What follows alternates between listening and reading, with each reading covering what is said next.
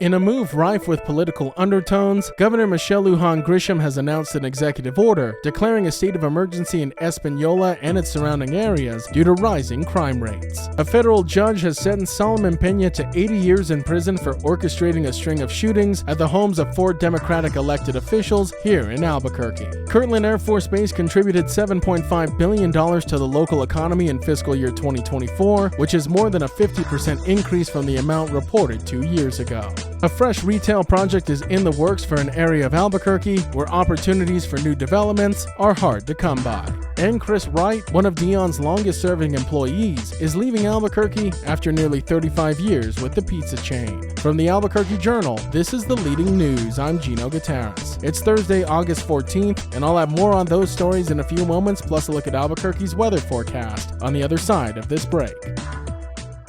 Kirtland Air Force Base isn't just an installation. It's the nation's hub for national security and space innovation. With 109 mission sets driving global defense across 52,000 acres, Kirtland is poised for incredible growth. The Kirtland Partnership Committee stands beside that mission every day, supporting our workforce, advancing innovation, and growing the next generation of leaders and scientists. Learn more about how we connect community and defense at kpcabq.org.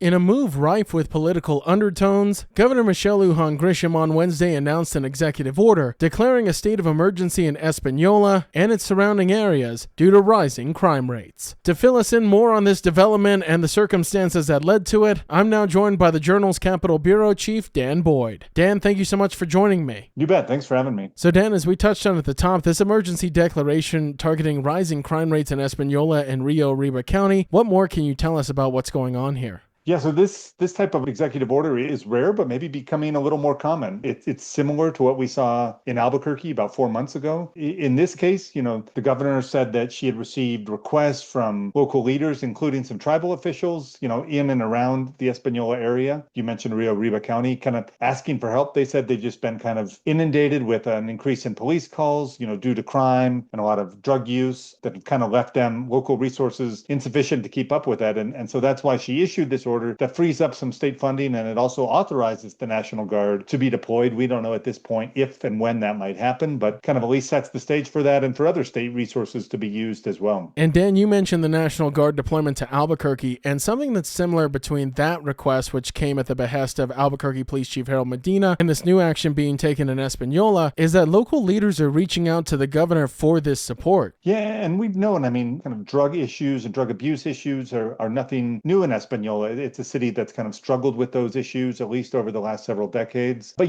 things seem to have been trending even more so in the wrong direction over the last few years, according to some of these local officials. Specifically fentanyl death is something that they've cited a lot in kind of crimes related to fentanyl use. Already so far this year, there's been more fentanyl-related overdose deaths in Rio Arriba County than there was all of last year. And obviously, we still have 3 or 4 months left to go in 2025. So some concerning trends, and that's what prompted the governor to do this, but also raises a lot of questions about what this is going to look like and, exactly how these kind of state funds and state resources are going to be put to use. And Dan, zooming out from the overdose issue, as you mentioned, obviously continuing to grow and still a constant issue in Española, but also these leaders are citing ongoing crime outside of drug use and overdoses that still need to be addressed that they're hoping the governor and this emergency declaration can really kind of target. Yeah, exactly. And I think a lot of these issues are connected. Obviously the substance abuse issues, some of the mental health issues, and the housing issues and the crime issues. I think there's a lot of overlap in these situations, but it does seem like it's gotten to the point where, local leaders said their resources just haven't been able to kind of, sufficient to meet the realities that they're seeing in Española and Rio Arriba County. The governor's office did tell me today that they're still kind of figuring out a plan for how these state resources are going to be put to use, but it could involve, kind of improved technology, helping pay for overtime. So I think kind of clearly wanting to be more of a support role than kind of come in and militarize Española. I don't think we should expect to see that, but certainly a lot of still questions on exactly what this is going to look like going forward. And Dan, this announcement has drawn both support and ire from state officials. Supporters are saying the move addresses long overdue public safety needs, while critics are debating the use of the National Guard troops and even drawing comparisons, both favorable and critical, to President Trump's recent activation of the National Guard in Washington, D.C. Yeah, some Republicans in New Mexico were quick to point that out today. The governor has has been critical of President Trump for militarizing Washington, D.C., kind of similar to Los Angeles a few months ago. The timing is certainly interesting that now she is kind of authorizing the state level involvement in Albuquerque and Española. We should point out there are some differences, obviously, primarily that the local leaders in this case did request for the help, unlike in Washington, D.C., where, that was not the case. So there are some key differences, but also certainly some similarities, which Republicans pointed out, saying one Republican senator said governor was kind of copying President Trump, and which I'm sure she would take issue with that description. But interesting timing, kind of seeing a similar approach, even if maybe the reasons for it and the way it's carried out are different. And Dan, I want to circle back to something you mentioned a little bit earlier in this interview and kind of get more so your opinion than just ask you a straight up question. This is the second time in recent months we've seen the governor activate the National Guard in response to local leaders asking for support in different parts of the state. Obviously Albuquerque first, now Española. I'm curious, in your opinion, do you think we might see more of this from other city or town officials across New Mexico that may write the governor asking for support in their own way? That exact question certainly crept into my mind today when I was writing this. I mean, I think other officials from around New Mexico are certainly dealing with their own issues and may see this and say, hey, if Santa Fe is offering up help and resources, why don't we get in on that? So I think that's something we'll keep an eye on going forward. Also raises the question, National Guard are usually used for, wildfires, floods, things like that, which we've also seen them in Ruidoso this year. But, what capacity does the National Guard have to respond to these natural disasters when also being called upon to help out with situations like Albuquerque and Española? And what happens if the Guard gets stretched a little thin? I think those are things that we might hear more about, and I wouldn't be surprised to, hear the legislature take up some of those issues as well. So Governor Michelle Lujan Grisham issuing this emergency declaration on Wednesday, and we should see the deployment of the National Guard to the Española and Rio Arriba County area in the coming weeks or months. Albuquerque Journal Capitol Bureau Chief Dan Boyd sharing the latest with us. Thank you so much, Dan. Hey, thanks. Appreciate it.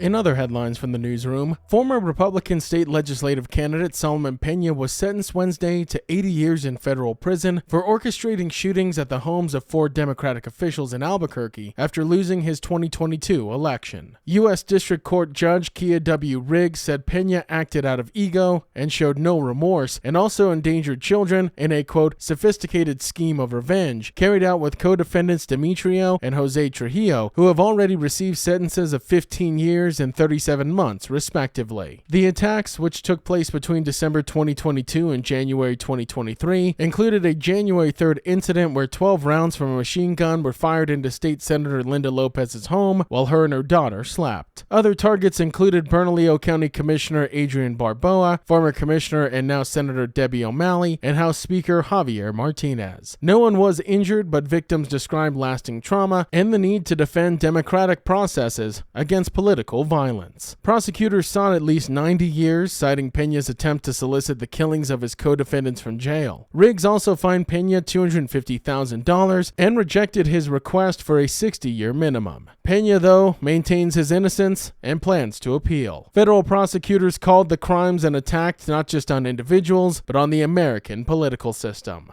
Kirtland Air Force Base pumped $7.5 billion into the Albuquerque area economy in fiscal year of 2024, a more than 50% jump from a $4.88 billion in 2022, according to its latest economic impact report. The base accounts for 12% of the metro's total economic activity and employs 5% of its workforce, with more than 20,000 military and civilian personnel on site. Its spending supported an additional 34,205 local jobs and contributed $2.1 billion to job creation statewide. Kirtland is also home to Sandia National Laboratories, one of the city's largest employers, which announced plans to cut up to 510 jobs this year. Base leaders say the layoffs will not affect its mission, and the fiscal year 2024 report does not include them. Economists point to innovation at Kirtland's Air Force Research Laboratory and Sandia as a crucial long-term economic driver. Future expansion depends on securing federal infrastructure funding, with Congress set to decide Department of Defense allocations by the year's end. Leaders stress Kirtland's vital role, noting the base narrowly avoided closure in 1995 and now fuels what they call, quote, outstanding growth here in New Mexico. Two Albuquerque real estate firms, Diascalos Development and Investments and Unisys Development, are teaming up on a rare new mixed-use retail project across from Cliffs Amusement Park. Planned for a vacant lot at 6000 San Mateo Northeast, the $5 million development will feature a 5,600 square foot retail strip and a 10,000 square foot auto complex. The retail space will house 3 tenants, with negotiations currently underway for a new-to-market coffee chain that would include a drive-thru. The auto complex would include 6,000 square feet for 712 Auto Sales Service Department and 4,000 square feet for a local car garage. Currently in the permitting phase, developers expect to break ground later this year and finish by next summer. Given the area's high demand and limited land, the project is considered a rare opportunity for new construction without demolition. Developers hope it will bring modern retail design, fresh amenities, and boost an aging San Mateo corridor. And Chris Wright, one of Dion's longest-serving employees, is leaving Albuquerque after nearly 35 years with the pizza chain to move to Colorado Springs with his father. Wright, who has an intellectual disability, first joined Dion's in 1990 through a La Cueva High School work-study program, becoming one of the company's first special needs hires. Known for his unmatched work ethic, upbeat personality, and quote, king of the dining room status, Wright worked at 2 Dion's locations, most recently at Wyoming and Paseo del Norte, and is estimated to have served over 500,000 customers. Dion's leadership and co-workers honored Wright Tuesday with a farewell celebration filled with tears, laughter, and gratitude. CEO Mark Herman and other managers praised his consistency, ambition, and ability to brighten customers' days, while colleagues shared memories of his humor and kindness. Wright will continue working for Dion's in Colorado Springs, where he'll reunite with a former manager and plans to stay active in the Special Olympics while enjoying local sports. Wright told the Journal, quote, "It's sad for me mostly to leave, but moving on to better things." The leading news is powered by the journalism of the Albuquerque Journal. If you enjoy hearing all of the stories we share with you here daily, please consider becoming a digital subscriber to the Journal by utilizing the discount code in our show notes. Every subscription helps support local journalism and allows us to provide you with the news that matters to you. Now taking a look at Albuquerque's weather forecast. Today you can expect sunny and hot conditions with a high near 99, and as for this evening, partly cloudy with a low around 68. To keep up with all the latest news from the Albuquerque Journal, you can visit our website at abqjournal.com. That's the leading news. I'm Gino Gutierrez. We'll be back tomorrow.